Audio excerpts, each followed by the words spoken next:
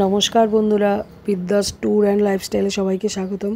আশা করি সবাই ভালো আছেন, আমিও ভালো আছি। আমি আজকে যে ব্লগটা দেখাবো এটা হচ্ছে শ্রী শ্রী ঠাকুর অনুকূলচন্দ্রের 138তম জন্মতিথি উপলক্ষে আমরা সবাই দেওঘর গেছিলাম। হরিণঘাটা সৎসঙ্গ কেন্দ্র মন্দির থেকে বাস ছাড়া হয়েছিল, আমরা সেই বাসে করে গেছি এবং আমি কিভাবে গেছি তাই তোমাদের সাথে আমি শেয়ার করব। তোমরা ফার্স্ট থেকে একদম শেষ অবধি ভিডিওটা দেখবে, আশা করি তোমাদের খুব ভালো লাগবে।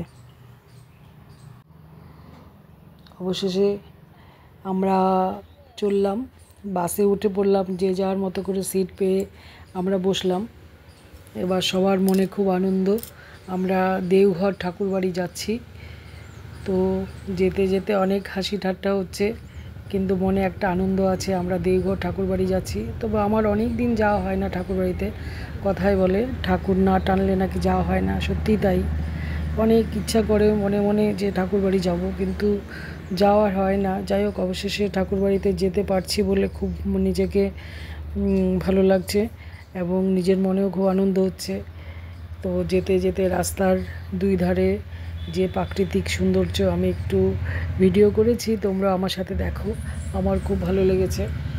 তো রাস্তার যেতে যেতে এই যে এইটা হয়েছে পাথর, এখান থেকে পাথর মেশিনের দ্বারা পাথর সাইজ করা হয়, বড় বড় পাথরের টুকরো, যেগুলোকে সাইজ করে সুন্দর সুন্দরভাবে ডাস্ট, তারপরে বাড়ির যে সমস্ত কাজে লাগে আর কি, এখান থেকে সমস্ত জায়গায় পাথর কিন্তু যায়, লরি ভর্তি করে ট্রাকে করে যায়। এইখানটায় হচ্ছে পাথরের কি ক্রাশাই না কি বলে, আমিও বন্ধুরা ঠিকমতো বলতে পারছি না, ওরকমই একটা নাম শুনছি, সবাই বলছিল, তো আমি সেটাই বললাম। তো যেতে যেতে খুব ভালো লাগছিলো, দুই সাইডের দুই প্রাকৃতিক সৌন্দর্য। এই জায়গাটা আমার দেখে মনে ঠিক কাশ্মীরের মতো লাগছিল, খুব ভালো লাগছে। রাস্তা দুপার ছোটো ছোটো পাহাড়ও পড়ছিল দুই সাইডে, আবার কোথাও নদীও দেখছিলাম। অবশেষে আবার আমাদের গন্তব্য দেওঘর ঠাকুরবাড়ি।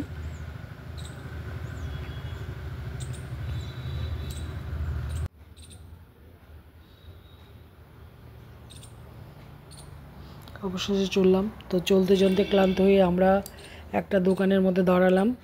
তো মোটামুটি আমরা দুমকানে কি একটা জঙ্গল আছে ওইদিকে, ওইটা পার করে এসে আমরা দাঁড়িয়েছি, সবাই একভাবে অনেকক্ষণ বসে আছে। তো চা টা খাওয়ার জন্য সবাই নেমেছে, যে আমাদের বাস এটা, আমরা এখানে আছি। এই দোকান থেকে আমরা চাটা খেয়েছি। অনেক তীর্থরা মানে বাবা ধামে গেছিলো, তারাও ফিরছে, তাদের সাথেও দেখা হয়েছিল, তাদের সাথেও কথা হয়েছে। অবশেষে চাটা খেয়ে আমরা আবার বাসে উঠলাম।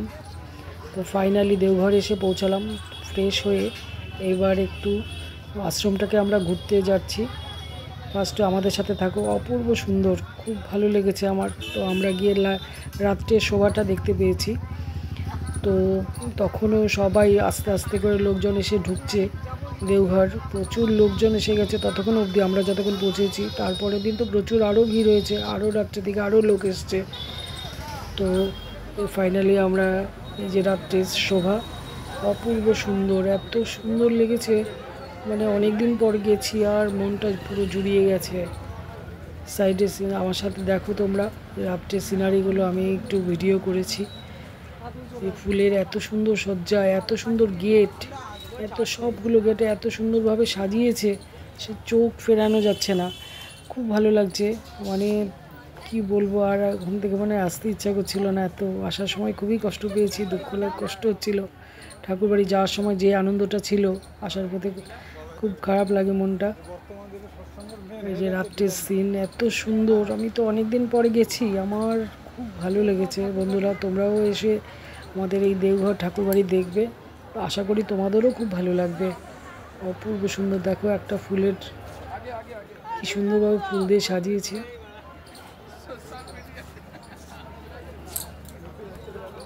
খুব ভালো লাগছিল।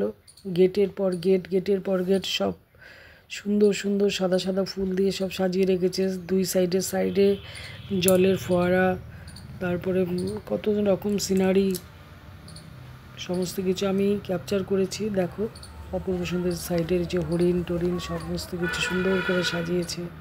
দেখো ফুলের গেটটা আমি দেখাচ্ছি, দেখো পুরোটা খুব ভালো লাগবে, খুব ভালো হয়েছে। যে অপূর্ব, মানে সে তো আমি চোখে দেখেছি, আমি তো বলে হয়তো আমি কতটা বোঝাতে পারছি আমি নিজে জানি না। খুব ভালো লেগেছে বন্ধুরা। অবশ্যই তোমরা একবার দেওঘর ঠাকুরবাড়ি এসে ঘুরে যাবে, দেখবে তোমাদের খুব ভালো লাগবে। এটা জলের ফোয়ারা। অবশেষে আমরা নাট মন্দিরে এসে পৌঁছালাম, যেখানে ঠাকুরের প্রার্থনা হয়। নাট মন্দির, যে সাইডের সমস্ত সুন্দর সিনারি, এখানটায় ঠাকুর বাংলো, এখানটায় ঠাকুরের প্রার্থনা হয়। এখানটায় বসে সবাই প্রার্থনা করে ঠাকুরের। নাট মন্দির। তো আমরা এসে প্রথমে ঠাকুরকে প্রণাম করলাম নাট মন্দিরে ঢুকে। এটা হচ্ছে পরের দিন সকালের ভিডিও। সকালে আমরা প্রার্থনা করব, সেই সময়টা, এই যে সকাল ভোরের ছবি এটা। আমরা সবাই ঢুকছি, প্রার্থনা করব। সবাই আসছে ঠাকুর বাড়িতে সকালের প্রার্থনায়। যে সবাই বসে পড়েছে, যে যেখানে জায়গা পেয়েছে বসে পড়ছে। ভেতরেতে কোনো জায়গা নেই, আমরা ভেতরে আর জায়গা পাইনি, যেখানে জায়গা পেয়েছে সেখানেই বসে পড়েছি। সবাই ঠাকুরের সকালের প্রার্থনা করব, সেখানে বসে পড়েছে। আমি, আমার স্বামী, পেছনে যারা আছে আরও সবাই, পুরো ঠাকুরবাড়ি যে যেখানে জায়গা পাচ্ছে সবাই বসে পড়েছে। আমার মেয়েও আছে পেছনে। খুব ভালো লেগেছে। অবশেষে প্রার্থনা হয়ে ঠাকুর প্রণাম করছি, কিন্তু দাঁড়িয়ে মানে বসে মানে প্রণাম করার মতো কোনো ব্যবস্থা নেই, এত ভিড়। সবাই বলছে দাঁড়িয়ে প্রণাম করে নাও। তো দাঁড়িয়ে প্রণাম করলাম ঠাকুরকে। করে আস্তে আস্তে আমরা এগোচ্ছি এবং ঠাকুর বাংলোটা একটু পরিদর্শন করছি। খুব ভালো লেগেছে বন্ধুরা, আমার তো খুব ভালো লেগেছে। আশা করি তোমাদেরও খুব ভালো লাগবে। ভালো লাগলে অবশ্যই আমার পাশে থেকো, আমার চ্যানেলটাকে একটু সাবস্ক্রাইব করবে, আমার পাশে থাকবে।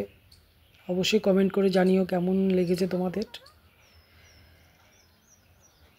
সবাই খুব ভালো থাকবে বন্ধুরা। নমস্কার।